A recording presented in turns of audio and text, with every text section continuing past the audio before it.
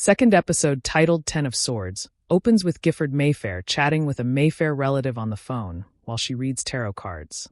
The Mayfair relative, presumably Ryan, scolds Gifford for refusing to leave her lake house. As a family, they must stick together now more than ever. However, Gifford pulls the Ten of Swords card, among others, and asks Ryan if everyone was well tonight.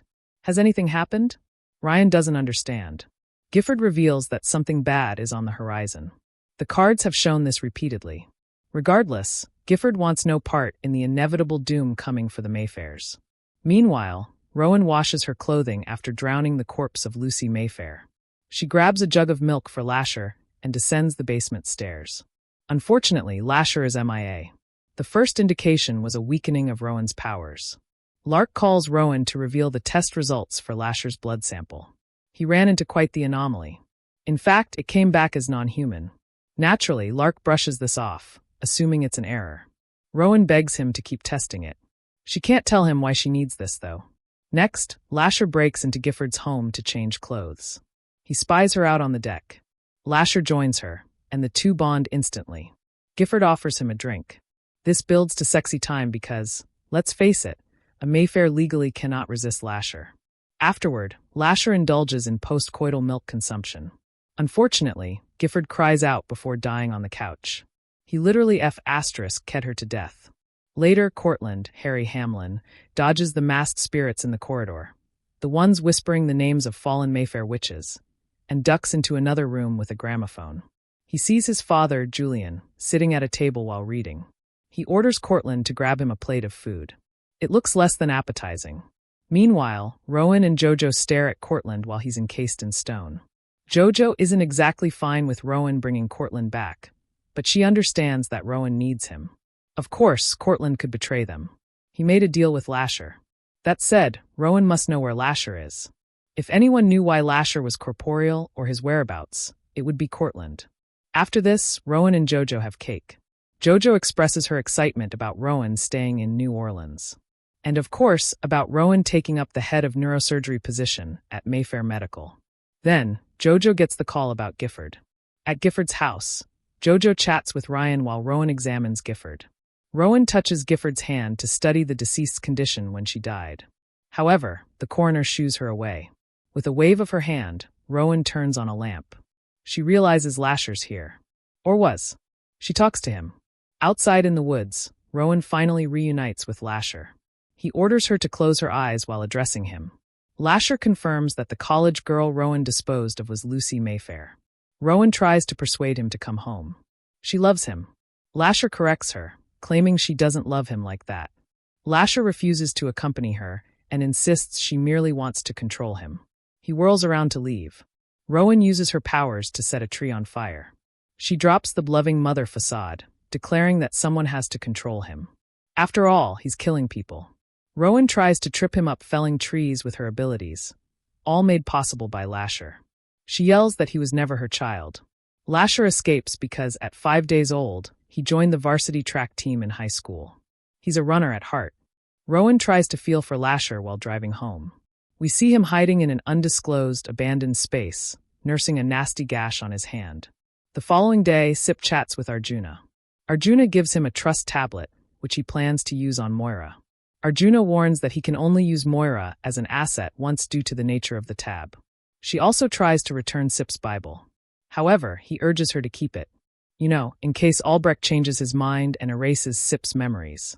Arjuna invites Sip to join her in her backyard for a more serious conversation. She reveals she has gaps in her memories. What did Albrecht take from her? She asks Sip to touch her to see if he can identify these memories. Sip apologizes, explaining that when they're gone, they're gone. Arjuna can't believe Sip still trusts Albrecht even after the latter erased his memories. Sip believes it's better to have someone knowledgeable like Albrecht on his side than as an enemy. Later, Moira cleans the house while Alicia cranks up the music and dances. She tries to persuade her daughter to join her. Perhaps they can go out to eat.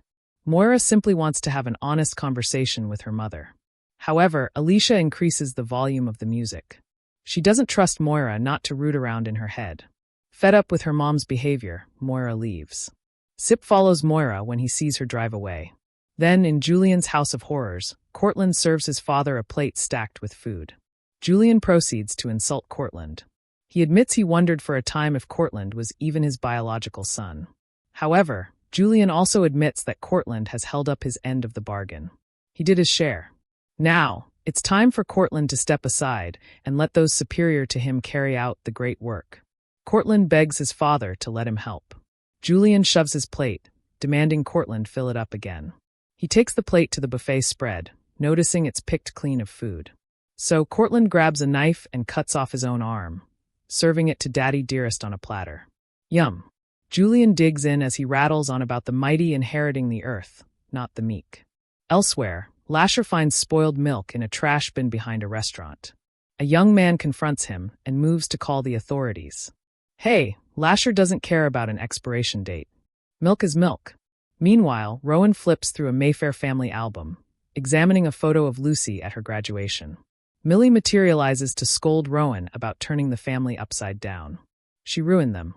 Rowan defends herself, explaining that Lasher killed Lucy and Gifford. He's targeting Mayfair women. He seduces them, and then they hemorrhage. Rowan states she tried to kill Lasher. Millie finds this statement dubious, though.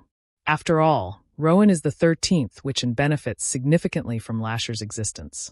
Rowan decides to conjure a storm to prevent Lasher from tracking the other Mayfair women. Millie believes Rowan's resolve will eventually fray. Sip and Moira finally meet at a restaurant. Moira's hesitant to trust him. She clocks him as Talamasca right away. Sip allows her to read his thoughts. Moira does this, realizing Sip still loves Rowan. Sip, you need to run. Rowan's not in a good headspace at the moment. Moira reveals Rowan won't let the family see Lasher. Sip asks Moira what she would do if she met Lasher. Moira admits she would read his mind to learn what really happened between him and her sister Tessa. Moira claims she's not the asset he wants. Sip replies that he has the Mayfair's best interests at heart, or is it Rowan's? Moira tells him he can't help people who don't want it. True that. Later, Rowan conjures a storm as Lark arrives on her doorstep. Boy's got it bad. He claims he wanted to hand Rowan the test results in person. Oh, and he's staying at the Pontchartrain Hotel. Rowan explains that now isn't the best time. She volunteers to walk him back to his hotel, though. Lark notes that the rain has stopped. I wonder why. Meanwhile, Lasher visits Alicia at her home. Daphne is in her room, watching something on her laptop. She overhears Alicia and Lasher downstairs and shuts her door to drown out the noise. Lasher goes into seduction mode with Alicia. Next, Lark learns about Rowan accepting the head of neurosurgery position. He also learns she inherited a fancy mid-19th century mansion. However, that's as much as Rowan plans to disclose. Rowan pivots, asking about the blood sample. He could test it against early historical samples or a primate. Lark reveals there were 4 distinct extra chromosomes in said blood. He'd like to know more about Rowan's patient. Rowan remains tight-lipped, though. Then Moira arrives home to find her mother dead on the couch, Lasher's latest victim. Daphne descends the staircase, but Moira urges her little sister not to enter the living room.